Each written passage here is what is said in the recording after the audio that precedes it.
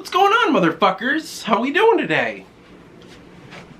Again, we don't need to be calling people motherfuckers, okay? They're watching you.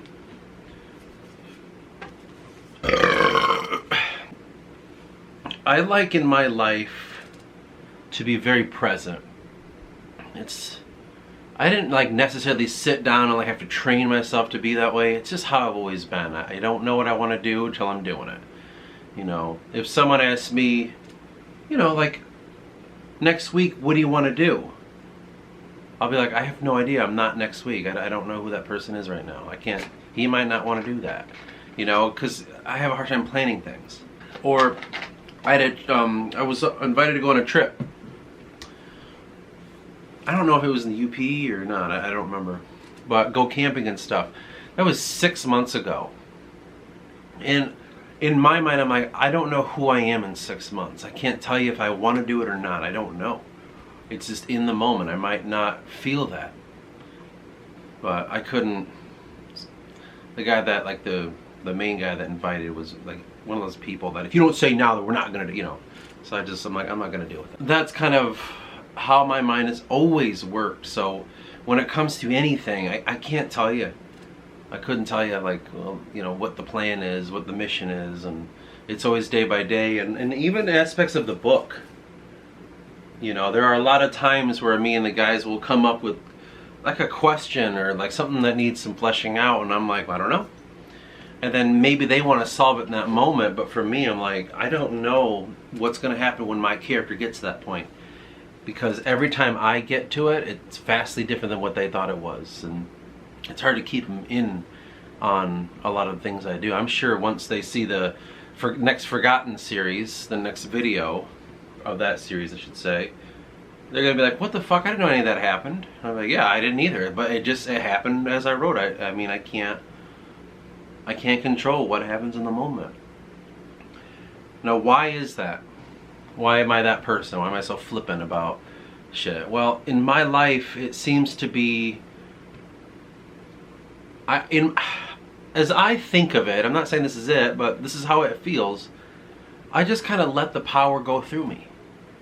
You know what I mean? Like, I kind of decide in the moment what it is, and I just allow things to just channel into me. Just, here we go. Let's go forward with it. And as I'm reading more about Druidry and stuff, the more, at least this sect of it, there's destiny, fate, and will. When it comes to fate, that's a decision made in the past. When it comes to destiny, that is something that's always in the future. And will is the now. So will is that point in which you decide between those two factors. And as I understand it, you have to get them all working in order. Sorry, fate, will, and destiny. If you're too busy following your destiny, the fate of your life in that moment will come up to you, and that's how you can kind of damn yourself, and you're circling. Or if you're too busy following your fate or being controlled by it, you miss your destiny. So it's finding this path through, and it's kind of like that Awen, right? That's why they're the three rays that come out. I never really thought of it that way when it came to my life until I started reading this stuff. And as I think about who I am as a person, the fate that I feel is one I put on myself based on destiny, if that makes any sense. So the fate that I put on myself would be, I'm fated to write these stories, make these videos, and those are the two major things that I feel fated to do. The book and these videos, which kind of coincide with each other. You can think of this as the appendices of the book. I feel fated to do that because I'm destined to finish the book, to publish the book, hopefully, in my lifetime. I feel that, let me say how like this, like, I can feel that that is what I'm meant to do. If it wasn't, I wouldn't be doing it. But I do have free will. I have the choice to turn things off and turn things on. a long time ago, 2000, let's say 14, when I was I was 2 years into the book, into creating the world, I could have been like, this is too hard, I give up. And I could have. I could have just given up, which is something that I was always prone to doing, is giving up and just saying, yeah, whatever, we won't see that through. But I decided not to. But you know, this is what I find to be very interesting. And this is when I always try to tell myself that I'm doing things for me. I'm pretty sure already on this channel it's pretty clear that I do that with outside things. Catholicism, when it comes to reading Paradise Lost, when it comes to looking into certain aspects, I'll make a video of it and all of a sudden like, oh, you never did it again. It's because I was like, I don't feel that.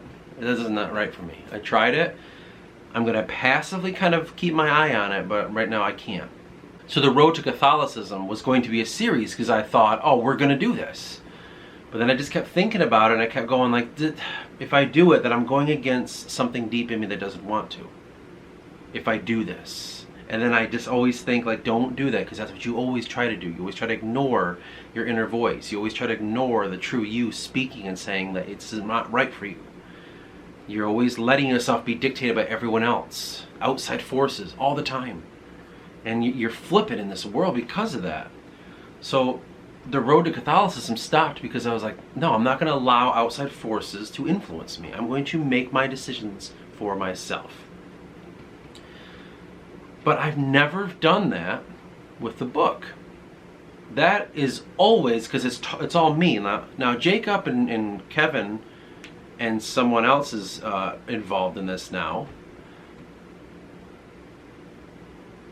So there, I guess you could say there technically are some outside forces, but I don't know how to word it. They're doing it because I am. It's not like they both invented the book in their own worlds and they're like, hey, by the way, you can join your book to our book. Like, this is mine, and then they're just helping me do this. God knows why they're helping me, but they're helping me do this. So technically, outside forces control this, but technically not, because it came from my imagination, and then I just said, hey, I need help, or however I said it in my own way. So that's maybe why it's a little bit different, but as I continuously go through this, the book has never really left me because it means so much to me. In the early days, I couldn't necessarily tell you why it meant so much to me. I would have been like, it's because it's cool, and I want to make my own, and I like the stories that we're coming up with and shit. Like, it might have been that simple, but as I'm getting older, I'm like, man, you are Eris. So the story truly mirrors you. And the path that I want to put Eris on is the same fucking path that I want to get on. This means so much to me. It's the one time some external force feels like, right. Like, oh man, Druidry. You would think, alright man, well you're like a fucking 2,000 years too late to that party because it's over, But the renaissance of it, there are elements that I've talked about before. You gotta kind of sift through this shit. But it means more to me because of it, because in a sense, that's Eris's path. He has to become this kind of, we could say, druid, if you would understand it that way. And what is the main factor of my feeling connected with that, and how we can connect this to the topic of always kind of being in the moment? When I start to look at something, if it's already reflecting my life in some sense, some way, shape, or form, then I know it's meant to be. For instance, one of the major things when it comes to druidity, just being a true druid, as it says, something called ternary. So in the idea of life, there's this binary understanding. There's dualistic, where this person says this, that person says that, and then they fight. If you're not with me, then you're against me. Here's my opinion, and that's what it is, and this guy has his, and well, I don't like yours, and they fight. The job of the druid in the ancient times, as it was recorded by Caesar when it comes to going in the middle of a battlefield and stopping the battle when it came time. Now that might have been just an obscure case, but what the modern druidry says is it's your job to be that. Man, you're an idiot. It's your job to be that ternary force, which is the third way. I just call it the third way. That's generally the way my mind thinks of it. Ternary thinking solves problems created by too much reliance on binaries. For this reason, cultures with threefold patterns offer glimpses of a more balanced way of life to those caught in a harshly dualistic society. This is one of the reasons why Celtic cultures have such strong appeal for many modern people. Yet this can also become a trap if the relationship between binary and ternary is treated itself as binary. Drawing a binary distinction between binaries and ternaries, or between modern society and another culture, picturing them as irreconcilable opposites and labeling them in terms of right and wrong, echoes of modern world's habitual thinking while pretending to escape from it. In my life, I read that, okay? We're in the moment. We're like, oh, I don't know, is this Druid thing what we want to do? I read that, and then boom, I'm flashed to like, oh, wait a minute, my whole life I've always been that fucker in the middle. I've always been like, hey guys, let's not fight. It was always who I was. I would literally physically break up my friends fist fighting each other. Because I didn't want them to fight. While everyone was crowding around like monkeys to watch a fucking fight happen, I always ran in there and broke them up. And then they'd get all, you fucking gotta let them go, man. Let them fight. And then I just thought, God, you guys are fucking monkeys, dude. There's something wrong with you. That was always who I was. Or when my parents fought, I was stuck in the middle, When my father and my sister would fight, I was in the middle. Like, I was always the one that was trying to like make peace and stuff. It was always my fucking job. I became it. And I read that shit and I'm like, well, of course there's always the fucking middle. That's all I've ever sought out in my life. I don't know how many times I would just look at sons of bitches and their stupid opinions and have to go, well, I could understand why you would come to that decision. I could truly believe why you think this, like that's all I've ever done, and it's just instinctual. I don't enjoy it, but that's just who I am. That's just what I've become based on the life that I've lived. I read that and I think that makes fucking sense to me, man. Like there's nothing more need to be said. Like that's damn well it. And so what that does is in that moment of like, is this something we want to do? It's like, well, that checks off a list there. There's something to it. One of the major things too when it comes to the search for Druidry, again, according to this group of Druids, which the woman who wrote this book says they're crackpots. So, you know what I mean? It's all up in the air.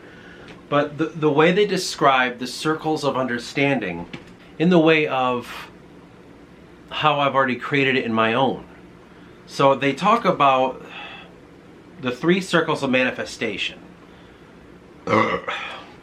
Now, the lowest circle is called Abred, and it's the beginning of the soul's pilgrimage, the realm of plant and animal life in the world of nature.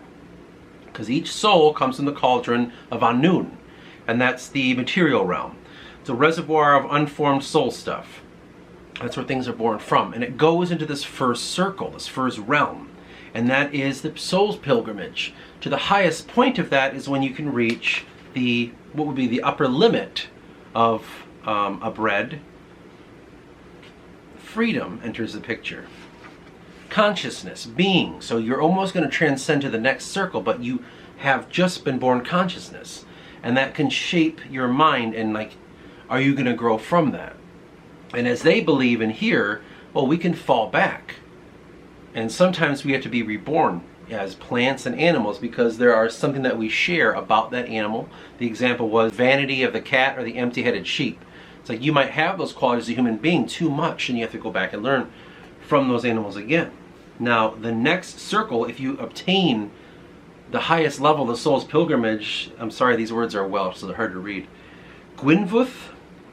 And that's the fulfillment of the soul's pilgrimage. The gifts of knowledge, power, and peace won during the long journey through Abred unfold step by step in Gwynfuth, as the soul remembers their journey from the beginning and up to the first circle.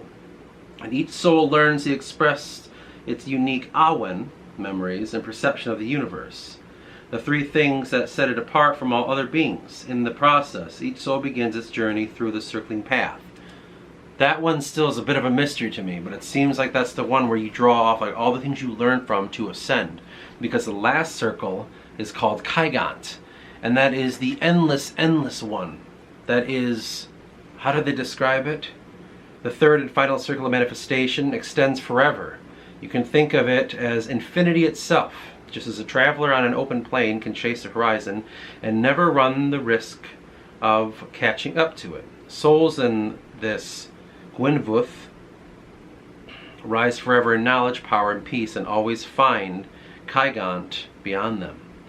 And that's this limitless idea of kind of like a godlike sense, the infinity of creation. So there's that stuff. And I'm like, whoa, fuck. And then I just look at my book, and I've showed you the videos about the circle realm and all that shit. Mine's a little bit more detailed than that, but I've talked about this before. It's not necessarily the same, but when I think of that, I'm like, well, don't take that incredibly literally, because it literally says it in there. Like, it's not like a literal, that's how that works. It's like in mythology, it's just like, this is to kind of get you understanding the concept of it, and we're going to kind of use these analogies or these images to really invoke it in you. I see the same fucking thing when it comes to what I made, sitting by myself going like, okay, how would this work if it were up to me? So I came up with this system, which is not entirely finished, but you see the basis of it here, because this is truly the present life down here. That's the present time. And then you have the future, and you have the past, and the chains of time. The chains of time are like fate and destiny interwoven together, creating the chains of time. In the manifested, unmanifested, that is the choice of free will. And that will lead you up, and then there's a process here we don't need to get into right now, to lead to the circles. And instead of mine being a circle within a circle within a circle, I'm suggesting that you can get to the point through to infinity, but eventually you have to go back down again. And it's a cycle. You can't just like, and then you know, infinity's always out ahead, endless creation, that's where God lives, and it's unobtainable, but it might be obtainable. I'm saying like, no, you will get to it, but it will cycle you back out, because the major mythology that I thought of was recycling. You know, God takes the souls and he puts them back in other places, and that plays in the part of the reincarnation. So what they're saying in this Druidry book is very, very similar to something I've already felt. Something I've come up with sitting by myself with limited outside influence, and just thought like, what would it be to me? How does this work in the book? And that's what I'm trying to say. I reflect on it if it means something to me, and when I find similarities, I tell myself, well, that's it. But it's hard to know what has that influence that I will say, holy fuck, we're doing that too. When I discover the Aryan stuff, when I discover the Scythian stuff, I'm like, oh my god, this is like, this fits in a glove what I've been on my own with. And that in my mind is the reason why I said, I don't know what I'm going to be doing at that time. Because I don't know who I'm going to be. Because in my mind, it's like you have to allow yourself to be open to anything at all times. If I close my mind and say like, oh, you're only going to do this thing in 3 months. You're only going to do that. That's what you're doing. That's what you're doing. That's what you're doing. I feel like I will miss everything going on around me. I won't be able to like look around and say, well, what if I do this 3 months? What if I do that? You know what I mean? Something as big as this book to something as small as where do you want to eat? Where I'm like, I don't know. We'll see what happens. Let's just go through, and whatever pops, we'll go. We don't need to sit and think about what we want to eat. Let's just let life and everything happen, because you might find a restaurant you've never heard of. You go in and you eat and you fucking love it, and you're like, I would never have thought to come here if it was up to me. I just allowed life to push it my way. That is the whole point of the way I like to live it. So if you ask the guys about decisions in the books, they're like, should we do this? Should we do that? I have guidelines, like, you know, I know what I want and don't want in a sense of what you should do with the character. And I'll let you know about it. But for the most part, I give a lot of, I don't know, we'll see what happens. Just write it and see what happens. And if it goes somewhere that even I'm kind of like, I don't like that, that might be kind of weird, I'll still find a way to make it work. I don't know how many times the guys would make something up in the books where I'm sitting there going like, I don't like that. That literally will change the entire story if I let that happen. But I let it happen anyway. And it does change the story, and it makes it better. It makes it rich. It makes it more, instead of me being my own antagonist, because you have to write your characters, what if someone else is? Then they're truly doing something that I can't think through, and the story becomes a little bit more realistic in the sense of like, yeah, I didn't know how to get my character out of this because he wouldn't tell me what he was doing, So it was like, there's shit like that can happen that allows true freedom. I would like to say that I allow my will to be guided a lot more externally when it comes to day-to-day life. I would like to believe that, and say what you will if that's good or bad, but I leave it up to God. I leave it up to a higher being. I leave it up to the creation, to Awen, as they say. I leave it up to those things, and I make the decision once it hits me. That's that menu. That's that idea of the divinity within, I think. And when you internalize that Awen, that source of inspiration from the Creator, once you take it and you capture it and you hold it inside of yourself, you allow the decision to be made in that moment. Sometimes it's a longer process, sometimes it's a short process. It really depends on what's happening. Again, the difference between what restaurant should we eat at, all the way to what major plot element should happen in the book. Like, those are going to take totally different time frames, They're going to be in their own time. But that's generally, in my mind, why I like to always just say, we'll see what it is, and let God decide, in a sense, and we shall take from that our own sense of it with the God within us. That might be a really roundabout way of explaining all this, but that's the best that I can do. I did ramble a lot, I'm sure. But you get the idea. You get what it is. And if you don't, there's always a comment section. I don't know. I mean, no one uses it, but it's totally there. And I'm more than all right if someone says something. I probably should invite that more in these videos. I literally don't say you should leave a comment or leave a like because I'm like, you can do what you want. I don't need to tell you what to do. If you feel like you need to say something, you can say something. I'm never gonna tell you to do it or tell you not to. Just don't be mean, because I'm kind of I'm a kind of a what would you say, soft person, a softer soul. So I might take it a little bit more to the heart than I would like, but that's just who I am. I'll get over that eventually. But anyway, we should get back to doing nothing again. Sit in the corner and wait for life to happen. Anyway, until next time.